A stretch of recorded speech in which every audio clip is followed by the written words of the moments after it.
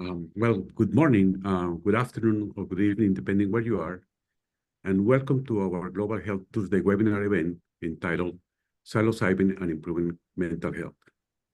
Thank you for joining us. My name is Jorge Osorio, and I'm the director of the Global Health Institute. Today's session is part of our monthly Global Health Tuesday webinar series, featuring researchers and practitioners from the University of Wisconsin-Madison and around the world. Our webinar series highlights and discusses the complexity of global health challenges and the many kinds of expertise needed to address them. By sharing experiences, guests provide insights into global health, encourage conversation, and connect colleagues locally and globally. GHI has been increasingly engaged in UW-Madison research, education, and outreach efforts on psychoactive substances to improve global health. In 2022, Kellen Ostrowski, GHI's Associate Director for Strategic Partnerships, led our transdisciplinary and multisectoral research to investigate cannabis versatility to improve the United Nations 17 Sustainable Development Goals. And for the past 2 years, GHI has been a proud sponsor of the symposium organized by the School of Pharmacy Transdisciplinary Center for Research in Psychoactive Substances. And just a few months ago, GHI led a multidisciplinary delegation to our One Health Center in Colombia, where 2 graduate students from UW-Madison School of Pharmacy had the unique opportunity to connect with local researchers and indigenous leaders on the medicinal use of psilocybin. So psilocybin is a naturally occurring psychedelic compound found in certain mushrooms. Psilocybin research, therapy, and commercialization are rapidly growing, and various institutions around the world are exploring the therapeutic potential of psychedelics. Research often involves investigating the effects of psilocybin on mental health conditions such as depression, anxiety, PTSD, as well as its impact on brain function and neuroplasticity. Here in Wisconsin, we are home to innovative psilocybin research at places like the Usona Institute and UW-Madison Transdisciplinary Center for Research in Psychoactive Substances, guiding research and clinical trials on psilocybin's safety and efficacy in controlled settings. So today's webinar will discuss how psilocybin research is improving mental health and explore the effects of psilocybin on brain function, psychological well-being, and its potential therapeutic applications. So before I introduce today's moderator, Alberto Vargas, just a couple of quick housekeepings.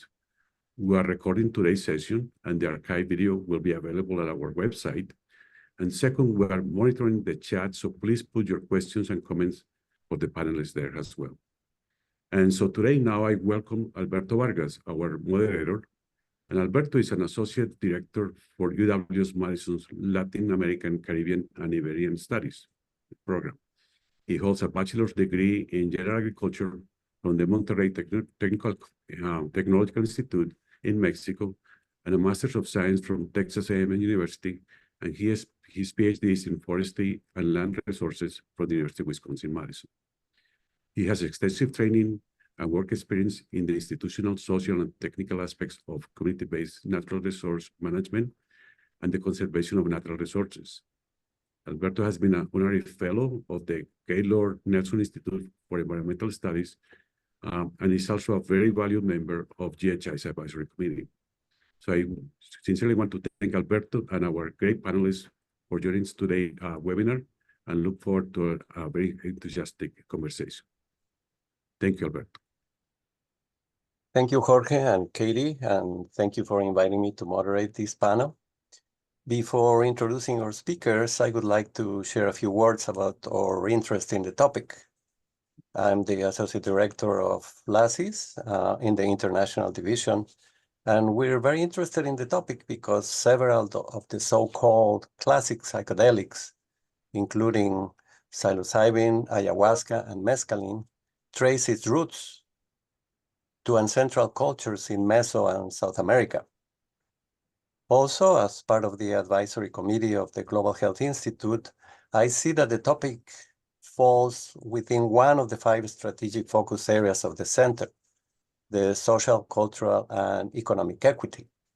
The other strategic focus areas are infectious diseases, climate and land use change, resource security, and all pointing to the human, animal, and planet health. I consider that mental health is the foundation to assure the other aspects of One Health, the physical health of humans, other animals and living entities, and the ecosystem. The issue of mental health is a wicked problem and has very complex roots and not easy solutions.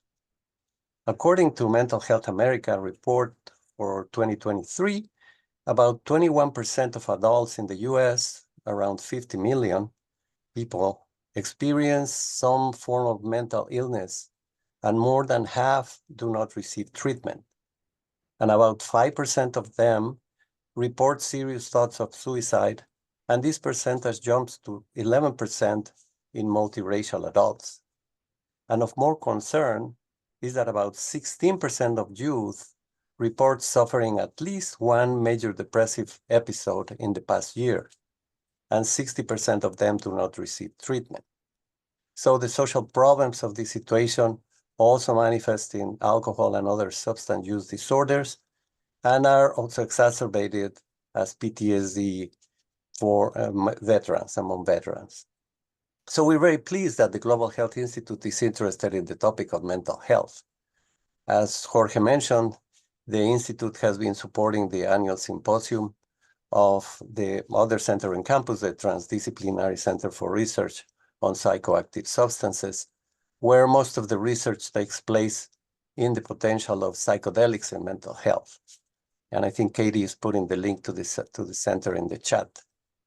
This center was established in 2021, although work started before, and is transdisciplinary because, as the Global Health Institute, involves researchers from several units on campus, including the School of Pharmacy, several departments in the School of Medicine and Public Health, the School of Nursing, the Department of Psychiatry, the School of Human Ecology, and also units in the humanities, such as the Department of Asian Languages and Cultures, the Center for Healthy Minds, and our own Latin American, Caribbean, and Iberian Studies Program. The center and the School of Pharmacy also offers a master's degree in psychoactive pharmaceutical investigation to train the new generation of researchers and facilitators in this emerging field under the leadership of Professor Paul Hudson and Cody Wenther. I will introduce our speakers who will answer a few questions on the topic from a variety of perspectives, namely from science, from industry, and from the State of Wisconsin Regulatory Office. Our first speaker is Charles Raison, who is the Director of Clinical and Translational Research at Usona Institute. He's also a professor in the Department of Psychiatry, in the School of Human Ecology, and the School of Medicine and Public Health. He's the director of the Vail Health Behavioral Health Innovation Center and the director of research on spiritual health from Emory Healthcare. Professor Raison is the author of two books, the most recent, the one from 2017, The New Mind-Body Science of Depression, published by W. Norton. He is the recipient of multiple awards for his research and teaching. Then we're going to hear from Tura Patterson, who is the Senior Director for Strategic Partnership for Usona Institute, where she works on identifying and fostering key relationships with research collaborators, including UW-Madison, donors, and drug development partners, to ensure a streamlined and well-managed alignment with Usona's clinical program goals, early commercialization planning, and new research initiatives.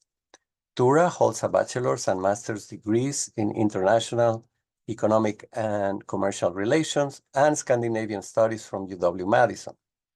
She also serves on the advisory boards for Nikion Foundation and the Global Initiative for Psychedelic Science Economics at the University of California in San Francisco. Our third speaker is Jennifer Garrett, who is the Assistant Deputy Secretary of the State of Wisconsin Department of Safety and Professional Services since August 2022. She serves as the Chief Staff for the Secretary, managing external affairs for the agency, including media, legislative and external stakeholders. Jennifer holds a bachelor's degree in communications and English from Purdue University and a JD from Indiana University School of Law. So I'm going to ask a few questions to the speakers, and I remind you that you can put your questions in the chat. So the first question is for Chuck Raison, just to get some basics. So what is psilocybin, and how does it work to improve mental health? What's the state of the research on this topic? Well, thank you. You know, it's easier to say what it is than to say how it works. You know, we really don't fully understand how anything works in psychiatry, because the brain is by far the most complex thing in the known universe. Psilocybin, it's a chemical, and it's a chemical produced by a number of species of mushrooms that, you know, when taken in any sort of appreciable amount, has very dramatic effects on how people think, feel, perceive, you know, what's called a psychedelic experience, or, you know, in common parlance, a trip. So that's what it is. What does it do? How does it do that? Well, even that is somewhat contested. It's very interesting. Compounds like psilocybin have multiple effects on biological aspects of the brain. The most classic effect is that it stimulates a certain type of receptor that is also stimulated by a very famous neurotransmitter called serotonin, right? So serotonin is widely distributed in the brain. It's even more widely distributed in the gut. Almost all modern antidepressants work in part by modulating serotonin. So like the SSRIs, Prozac, Paxil, Zoloft. Psilocybin does the same thing, but does it differently. It only activates a little set of serotonin receptors. There's something like 14 or 15 of these receptors. In particular, there's a receptor called the serotonin 5-HT2A receptor, which sits on the postsynaptic side of synapses and appears to drive the psychedelic effects of psilocybin. So there are studies from Switzerland in particular showing that if you pre-treat people with a drug that blocks that receptor so that the psilocybin cannot get to it, you don't get much of a psychedelic experience. Whether that would wipe out the therapeutic benefit is unknown. People are getting ready to do that study, actually.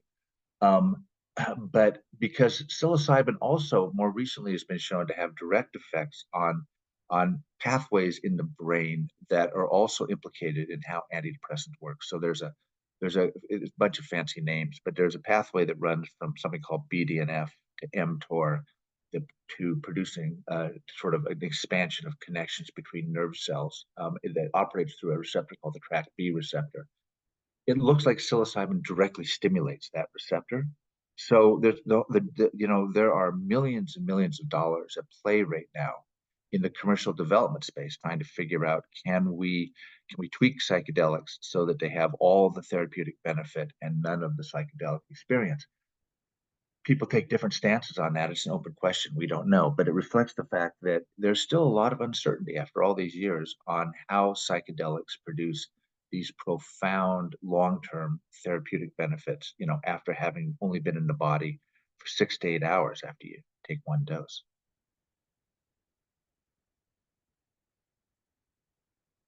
Alberto, I think you're muted. Yeah, thank you, Chuck. Thank you. Okay, good. Are there other promising substances with the same potential? Mm-hmm. Absolutely. There's a whole bunch of them, right? So psychedelics. So we should maybe make a distinction. There are classic psychedelics, there are non-classic psychedelics, and then there are agents that are psychedelic-like. So classic psychedelics work by that mechanism I just told you. You know, that they all stimulate the 5-HT2A receptor. These include psilocybin, LSD, mescaline, DMT, which is the active ingredient in ayahuasca, and perhaps a novel compound called 5-MeO-DMT. It's got a little bit of a different profile. Then there's MDMA, which is known on the street as ecstasy. It's also a serotonergic drug, but it operates differently, and it doesn't tend to produce as much sort of hallucinatory stuff. It's more of an emotional drug. And then there's an agent that I'm very fascinated by called ibogaine, which produces very, very long-term powerful effects. It has a very different mechanism of action, but there's some recent data suggesting it may also have very powerful clinical effects. So there's this sort of interesting class effect that it looks like at least all the standard classic psychedelics appear to do similar things. They look like they work for depression, anxiety, probably a number of other conditions, alcoholism, things like that. So yes, there are a number. Psilocybin has been the best studied in modern times. LSD was the best studied, in the 50s and 60s. There is a company called MindMed that is actively pursuing commercial development of LSD for generalized anxiety disorder, and they have not published the results of their fairly large phase 2 study, but they've sent it out online, top line results, and it looks like it works quite well, rather powerfully actually. There's a lot of interest in this thing called 5-MeO-DMT, which was primarily originally identified from the parotid gland venom of desert toads. Looks like it may hold a great deal of promise. So one of the striking things about these agents is that as a group, they appear to have similar domains of benefit, and those domains of benefit are fairly widespread. So if we made a list of the conditions for which there are now scientific data of benefit, potential benefit, certainly depression would be at the top of the list, treatment-resistant depression, generalized anxiety disorder, obsessive compulsive disorder, anorexia nervosa, alcohol use disorder, and increasingly perhaps things like opiate use disorder and amphetamine use disorder. So one of the striking things about them is they really seem to have this trans-diagnostic potential capacity. All right. Thank you, Chuck. Now I'm going to turn to Tura and ask her, how does the industry see the use of psilocybin to improve mental health? Thank you, Professor Vargas, and nice to meet you all. Well, the industry, as from our view, which is Usona Institute, and what we are is a nonprofit medical research organization, but we are essentially the regulatory commercial sponsor bringing psilocybin through FDA approval. And after decades of research, as Professor Raison mentioned, psilocybin had been studied for many years in academic studies, showing very promising results in a number of indications. But no organization had actually structured themselves and made the commitment to move through FDA approval so that people could actually receive it as a medical treatment, an approved medical treatment for a specific indication. So that is what we're doing. We are actually now moving into a phase 3 clinical study. So our indication that we are working with a synthesized GMP, so pharmaceutical grade psilocybin. It's made in a lab. It's not from the mushrooms, but it still contains the active ingredient that are in the natural mushrooms. And we're moving it through FDA approval for the treatment of major depressive disorder. And that is one of the more significant mental health indications that are impacting our population, both globally and in the United States today. Because of that unmet medical need, the FDA has actually recognized that, and they've granted us what's called a breakthrough therapy designation. And that means that the agency has recognized the unmet medical need, the promising potential, the benign safety profile, and the fact that existing treatments are falling short. So that's in a nutshell what the industry from Usona's perspective is seeing as potential for psilocybin. And we're really excited to be launching a phase 3 clinical study actually beginning in the next month. Thank you, Tura. We might hear a little more about the work of Usona along the webinar. But I wanted to move to Jennifer and ask her, from the point of view of the State of Wisconsin Department of Safety and Professional Services, what are the key regulatory issues for the use of psychedelics, and in this case, psilocybin, for mental health? I think thank you for the question. I think there are a lot of different regulatory issues. One, obviously, is that psilocybin and many of the related drugs that Chuck talked about, or substances, are scheduled, and so those controlled substances on those schedules have different allowances than substances that aren't. The way that scheduling works in Wisconsin is that if a substance is delisted federally, Wisconsin's Controlled Substances Board generally follows suit. So I think that regulatory hurdle, once it's passed federally, I don't think it will be a barrier here in Wisconsin. But then I think the regulatory challenge that will come up is in how the different professions that will engage in the treatments will define what is safe and ethical use or safe and ethical practice.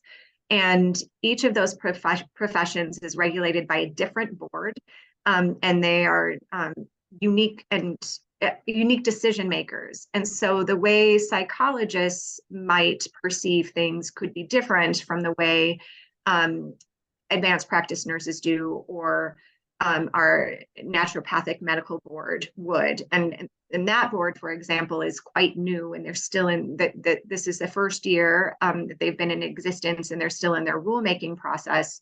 So they don't even have, as a group, any history of kind of wrestling with thorny issues other than establishing their rules for their practice. So I think part of it is that there's a lot of unknowns.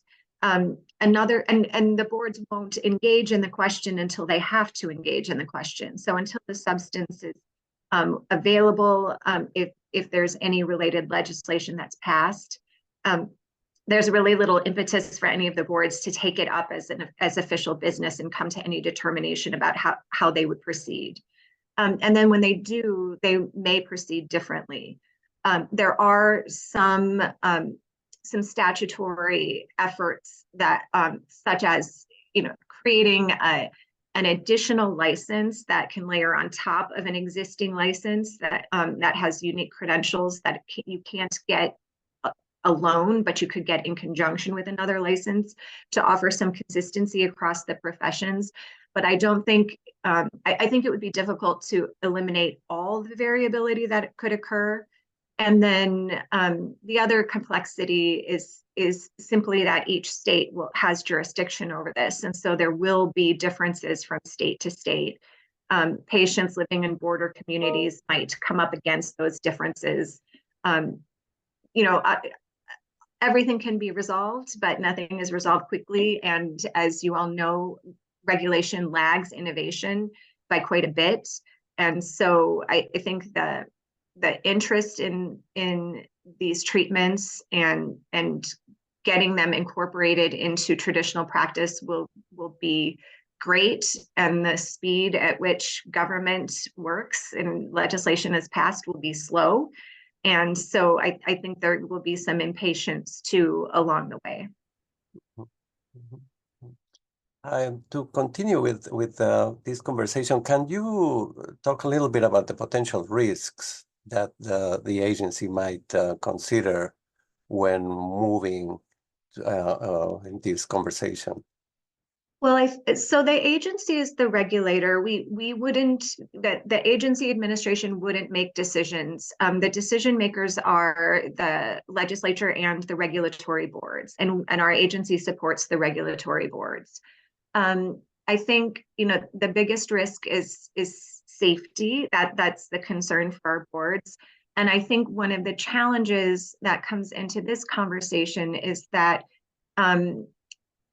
psilocybin and these related substances have a long recreational history, and there's a lot of there's potentially a lot of prejudice that comes from that will likely come up in the legislative process and rulemaking process.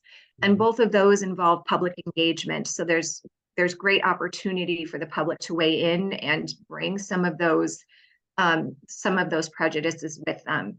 And those prejudices don't exist with brand new substances the way they do with substances that have been around and used for a different purpose.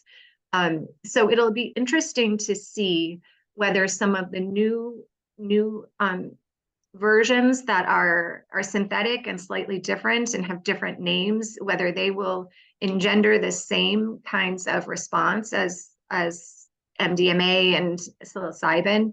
But what I see at least here in Wisconsin, is that the community working on these substances is being very thoughtful about that, and is trying to lay really solid groundwork to circumvent some of that, to the extent that they can.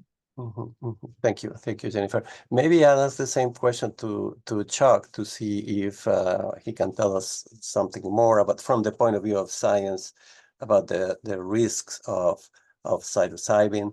And also another question that often comes up is like, is there a difference between like the natural psilocybin coming from the mushrooms versus the synthetic that is being produced for wider use? Sure. Well, let's do the second one first. Again, maybe the jury's still a little bit out. Alex Sherwood at Usona, though, analyzed everything that exists within, a psilocybin mushroom. And it doesn't look like there's anything with powerful known activity other than psilocybin. So, I think the field now suggests synthetic psilocybin is probably very similar, or perhaps in any way that matters, identical in its therapeutic potential with mushroom-based psilocybin. There's this story that, again, is a problematic story in many ways, but that when after Albert Hofmann synthesized psilocybin, and they brought synthesized psilocybin back to Maria Sabina, the Zapotec curandera, who had sort of brought it into the Western world through Gordon Wasson, that she said, "Oh, it's the same," But of course, that's both anecdotal and who knows what she really thought. But yes, so we think that there's no advantage per se, that there aren't entourage effects, these sorts of things in mushrooms that are relevant. But these are hard questions to answer. It's also hard to answer. So what are the risks of psilocybin? Or let's just stick with psilocybin, I guess, but it's sort of relevant to psychedelics in general. Biologically, they're quite safe. It's almost impossible to kill yourself with this stuff, right? I mean, you have to eat, pounds of something like mushrooms, and so they're physiologically fairly benign. They are all stimulants. It's very interesting. You give somebody one of these agents, their heart rate's going to go up, their blood pressure will go up, cortisol is released. The Psychedelic Center at Madison has, Cody Wenther shown in animal models, you may need that activation to get later behavioral effects, but it's generally mild, it's generally safe. People can have difficult psychological experiences. For many people, the psychedelic quote unquote trip or experience is not pleasant, even if they later say that it turned out to be psychologically valuable for them. So the long term, if you look at the kind of things that we would ask for in terms of adverse events and risks and side effects within, say, an FDA context, these agents are quite benign. And it's interesting, again, psilocybin's in the body for, 8 hours after you take a pill. So not a long period of time. So you're not exposing yourself to this sort of chronic exposure to medications. And even, things like SSRIs, antidepressants you take every day, they're safe in all these ways. But it turns out that when you put something on the brain, day in, day out, you get these long-term changes that in fact may be problematic in ways we did not understand 20, 30 years ago. Psychedelics, unless you're microdosing, avoid that issue. But I and many others, though, however, have gotten increasingly interested in this question of whether there may be a risk for adverse events with psychedelics that we're not adequately tracking within a standard biomedical model. So, there's this myth, I think, within the psychedelic world that it's literally that there's no such thing as a bad trip. That myth is based on the observation that very often people will have challenging experiences during the psychedelic dosing session. They will confront aspects of their psychological makeup that are painful for them, and they will report afterwards being shaken up by it. But there are data to support the fact that many people will then, over time, reinterpret that experience in ways that produce benefit. That there was some sort of catharsis, or there was, some sort of transformation that occurred because of that. But it's also increasingly clear that it is not the case that there's no such thing as bad trips. There's definitely bad trips.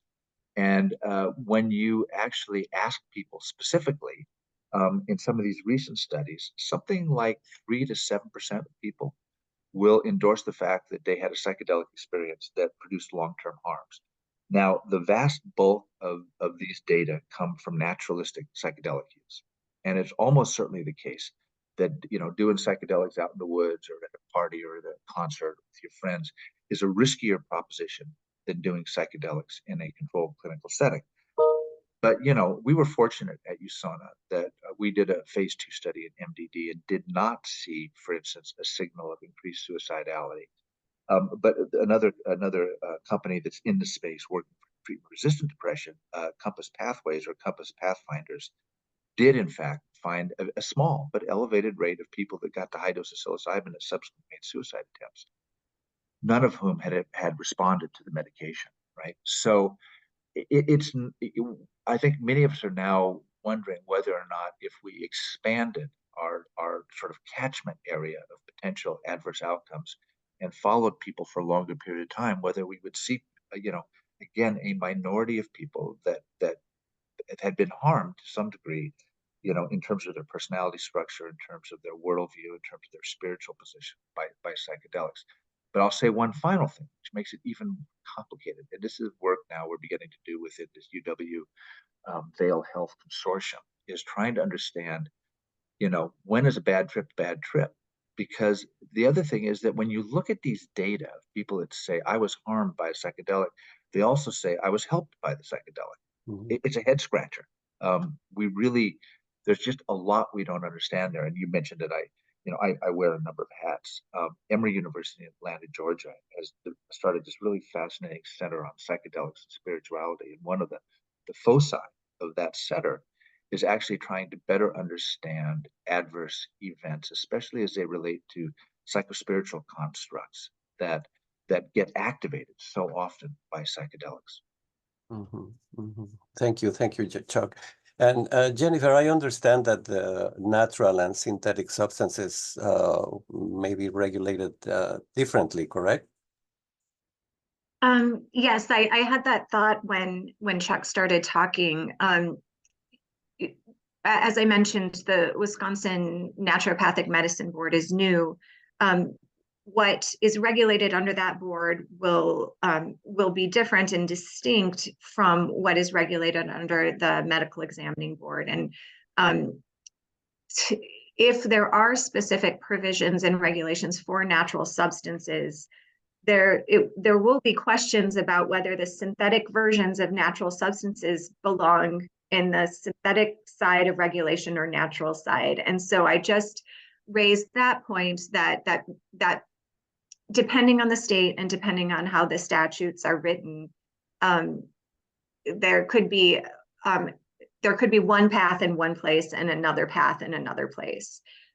Nothing that doesn't necessarily mean it's a problem, and it doesn't necessarily mean it will prevent or facilitate access to treatment with these substances, but just that the regulatory environment could be different depending on whether it's made in a lab or whether it's considered to be derived directly from a plant. And there are few scientists in the legislature, at least in the Wisconsin legislature. And so how those statutes are drafted likely won't be at the level of nuance that all of you work. Thank you, Jennifer. Some of you are starting putting questions in the chat. Thank you, and I encourage everyone else to do it. But before doing that, I wanted to move to Tura and ask her if she can tell us a little more about the Usona Institute and maybe this question about the synthetic versus the natural. But just share more about the Usona Institute. Sure, I'm happy to do that, and I'm happy to continue on this conversation as well, because there's a very specific reason that we decided to synthesize the psilocybin, and that is really to establish good manufacturing practices, GMP, which is what is required for a pharmaceutical drug to be approved. And it's a very rigid process with regard to quality and consistency and purity that the FDA will accept for a drug to be able to be approved for commercial distribution. It also has to be a process that can be scaled, that it can be repeated, and it requires a significant upfront investment just for the drug development part of it. So as a nonprofit, I mean, that is one of our initial big challenges, was really, establishing our GMP drug, which enabled the clinical studies. And we're also operating on an open science platform. And so what that means for us is, because we really are committed to advancing the science and the clinical understanding of this molecule. So what we're doing is we're actually sharing with other qualified and approved clinical researchers our GMP drug. And what we're doing is then enabling other clinical studies around the world to research this molecule in other indications outside of what we're doing. And essentially what that does is exponentially increases the data that's out there, including safety data, but also better understanding of efficacy in these other indications that Dr. Raison mentioned earlier. So that's part of what we're doing from the perspective of, how we're leveraging our drug development investment, and also, efforts to move it forward and understand it for a global health impact. The other Usona Institute we're doing, and this is in response to the question about risks and regulatory concerns, is we're taking a very pragmatic approach to thinking about market access. And we understand that there definitely will be stigma, but that there also are risks that this moves too quickly. So what we're doing is working very closely with a number of institutions around the world, and including academic institutions like the UW-Madison, to establish educational and training programs, so that people who are delivering the care, which means in many cases, it's what we call a psychotherapeutic supportive framework. So it's not necessarily a deep psychotherapy approach, but it is a supportive framework for the individual who's going through an experience. People take home on their own. This is not a drug that people typically would take repeat doses. They may have one or maybe two experiences. So it's very important that the individuals, as Jennifer mentioned, who are delivering the care, are qualified and trained to be able to do that. And that's, I think, in a way, it's sort of a mitigating future potential risk of people having bad experiences. We also see that as going to be a potential barrier to getting it out to people in need, that there won't be enough qualified individuals who have been trained. So it's another reason why partnerships and collaborations early on here to establish programs and curriculum to train people appropriately are important. And that's where we're spending a fair amount of time in addition to our clinical programs. So we're working together with the UW and other institutions to establish educational programs, whether it's for social workers or nurses or psychiatrists or other types of mental health practitioners, to begin to immerse themselves and understand more about what it means to deliver psychedelic therapies. And one other comment I'll make is that we also have a new campus here in Madison, Wisconsin, which is essentially, it's like a global center for convening, for bringing people together, for learning experiences, for visiting scholars. And it's a tremendous opportunity for this kind of cross-pollination of different approaches, even from the historical aspects, understanding the historical uses into modern day mental health and mainstream healthcare. Thank you, Tura. Thank you. So we have a couple of questions in the chat. I'm going to read the first one from John Chan. He asks, does mushroom produce MAOI inhibitors? This is related to the question of whether other compounds may be relevant. Maybe Chuck, do you know that? What's the question, Alberto? Does the mushrooms produce MAOI inhibitors? No, not as far as we know. Okay. There are MAOIs within the toad venom that might be relevant, some bifotinine and things like that. But no, it doesn't seem like there's anything else in the mushroom that's psychoactive in a way that would hugely influence psilocybin. All right, good, thank you. There's another question by Sergio Rivera. He asks, he says that there is a MAPS manual, the Multidisciplinary Association for Psychedelic Studies, to assist therapy with MDMA that can also be applied with other psychedelics. However, he's asking if there is a specific manual for psychedelics, or were you meaning for psilocybin? Tura, I think that's you. Yeah, I could take that. I think your question, you may have meant psilocybin, or maybe even more broadly for other psychedelics, either way. So we have at Usona Institute, we have developed a manual which is based on our experience in running clinical trials. So we developed a manual and a whole approach to the facilitator training, and that is based on our protocol for a clinical trial. We've also developed, and continue to evolve that manual as we're moving into phase 3 and as we work with other molecules. So it does apply to other psychedelics, and it may be modified. It may be a different approach based on a different molecule. That said, we also believe that upon approval, there will not be a manual with a specific approach or a protocol to delivering psychedelic therapies. Again, why we're working with a number of organizations to really understand what are the best practices. And we believe that there will be a number of globally accepted best practices for delivering psychedelic therapies. And we're going to continue to work with those and publish regarding the effects. But I think there'll be, even post-approval, there'll probably be many years of continued exploration and applied research to better understand the best approach. All right, thank you. Thank you, Tura. There's another question by Gail Lee. She's asking, are psychedelics contraindicated for bipolar disorders? Yeah, I can comment on that, I think. We don't know. We don't know. In fact, there are people beginning to do studies in bipolar disorder. There's some commercial interest. Bipolar depression. So bipolar disorder, is people that have either manic episodes or hypomanic episodes in addition to depressive episodes. It's a really serious mental illness, and the depressive states tend to predominate in that condition, and they tend to be far less responsive to standard antidepressants than are folks that just have depression without the bipolar part of it. And the agents that do show some consistent benefit are atypical antipsychotics. These are pretty big guns. They have more side effects generally than antidepressants do, and more problematic side effects. So one of the great sort of empty spots in the psychopharmacology of mood disorders is how do you treat bipolar depression?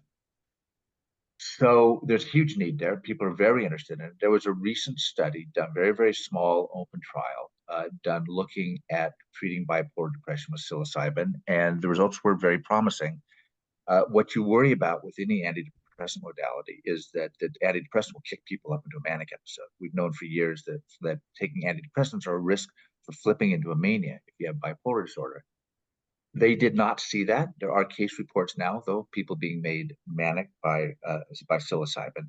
We should expect a risk for psychedelic treatments to be the occasional induction of manias. All antidepressant modalities, from exercise to therapy to everything else, has this potential signal. So we'll see where psychedelics have been contraindicated historically is in the space of psychotic disorders. So, psychosis means basically you're not in touch with shared human reality. You're hearing voices. You have odd beliefs that don't make sense to other people. You have difficulty articulating your thoughts. Psychosis. Data from the 50s and 60s suggested that folks with psychotic disorders had more psychotic-like reactions to taking a psychedelic, and that those symptoms lasted longer than people that didn't have a freestanding psychosis. So if you gave LSD to somebody with schizophrenia, it tended to make them more psychotic and for a longer period of time. There was some case report-based evidence that folks that have a family history, so if your mom or your dad or your brother or your sister had a psychotic disorder, that you also were likely to have, after being given a psychedelic, a bit more of a psychotic reaction. Those are very old data. They're not very strong, but they have led in general to the field prohibiting giving folks with a psychotic history or current psychotic symptoms a psychedelic treatment, and generally excluding people who have a first-degree relative with psychotic disorder. The FDA was loosening up on that, and they appear to have now been reversed themselves and gone back the other direction. So that is sort of one of the great unanswered questions. There were attempts to treat schizophrenia, the classic psychotic disorder, with LSD, with a psychedelic. not all outcomes were bad. And if you Google, schizophrenia and psychedelics, you will now see that there are a gathering number of articles discussing the possibility of this as a sort of unusual treatment for certain aspects of schizophrenia. It's not been empirically tested. That's a tough nut to crack. The bipolar disorder, sometimes it's associated with psychosis, and then currently we would consider that a rule out for a psychedelic treatment. Other times people just have the manias without the psychosis and they get the depressions, and people are looking at that, to summarize. Mm-hmm. Thank you, Chuck. There's another question for Tura. If there's this amazing news about the Usona manual. Is it already published? And if not, will it be in the near future? It's really a work in progress. We're currently modifying it to actually be adapted to our phase 3 protocol, and it will be used in our clinical facilitator training for the phase 3 study, which is about to launch in about the next month. Currently, it'll be only utilized for the clinical study. But as I said earlier, I think we'll continue to publish, what we're learning through both our clinical research, but also the best practices that we're working together with other organizations and learning more about what will be most appropriate upon approval.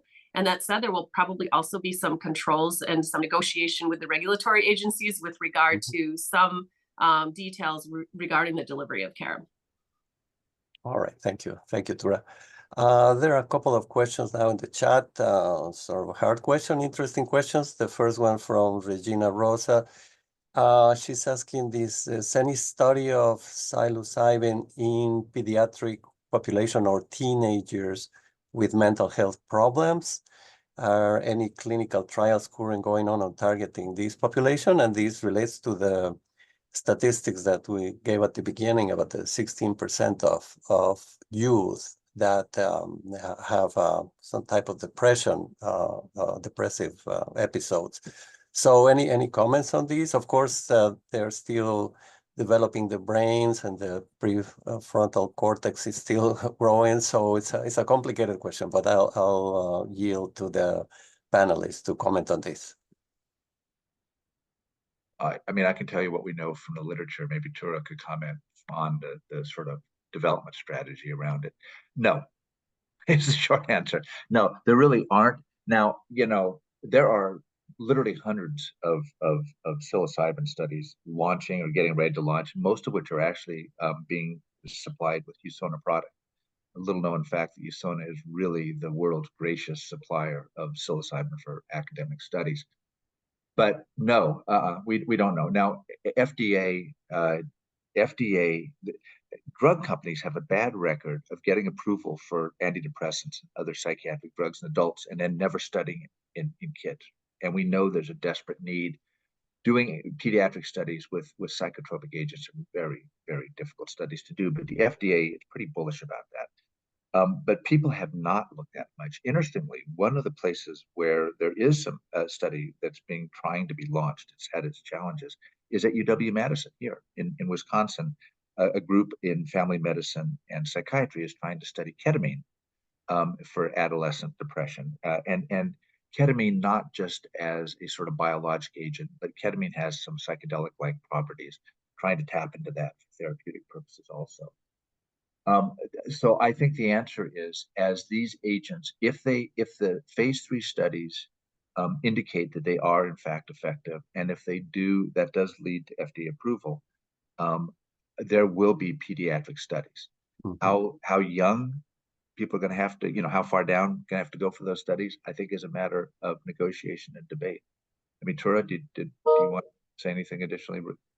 Just that we're just consistent with what you said. We're approaching it very carefully, but also with a huge sense of also responsibility to really look at what the potential is, given that, population is basically twice as impacted by depression. And so we'll probably be working with some specialists who, have expertise in working with the adolescent population first.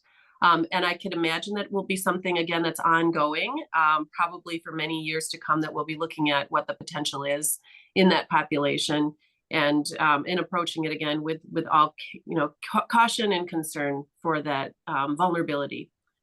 Mm-hmm. Mm-hmm. Thank you, Tura. We're running out of time, and we have really good questions, so probably we should have budgeted more time.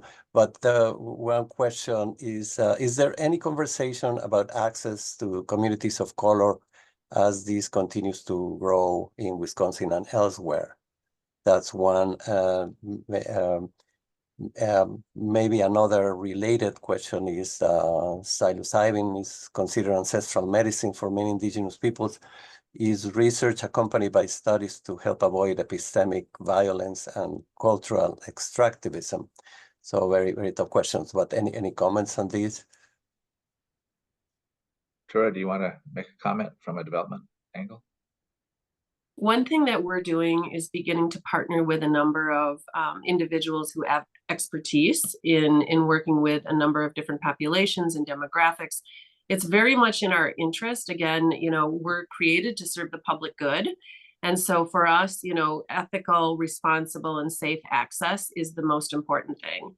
And in order to do that, we need to work with people who have, expertise and background in different cultural backgrounds, in different socioeconomic backgrounds. And that is a path that we're on, again, through collaboration and through partnership is the only way that we'll be able to do that successfully together. Good. Thank you, Tura. Another question maybe for Jennifer is knowing that it varies from state to state, but where do Wisconsin legislators go to get information during the regulation process? And this is an important question, like what could be most helpful to continue this conversation in a healthy way, avoiding problems from the past and going beyond the stigma that use of substances and psychedelics took from the 70s. Jennifer. Before I answer that, I want to add something to what Tura just said about expanding access and having an optimal level of access for all communities. And I would say that getting these substances integrated into our traditional healthcare system and recognized by insurers and having the treatments reimbursed by CMS are critical. Otherwise, if these treatments are cash treatments that individuals have to pay for, it's unlikely that the pricing will land in a place where disadvantaged communities could have sustained and open, or not open, but sustained access to them. So I think while regulation is sometimes perceived as a barrier, I think a strong and appropriate regulatory framework around these substances and treatments is essential if broad access is desired. As far as where legislators go for their information, I'm not a legislator, but what I hear and see, I think, is probably what a lot of people know. They hear a lot from lobbyists. Organizations and institutions that really want to be heard and seen by legislatures often hire lobbyists to get that time in front of them. They attend conferences, and so presentations at conferences reach broad audiences. There are several entities that appeal to a lot of legislators. The Council of State Governments and the National Conference of State Legislators are two common ones, and they're full of policy presentations, affordable housing, access to mental health care. And so those are nice venues to reach a lot of legislators from all over the country at one time. There are a lot of think tanks working on these various policy issues that are pumping out information that different legislators respond to. Inviting legislators to on-site visits. If the legislators in your district, they typically are happy to know what's happening in their backyards and the innovations that are happening.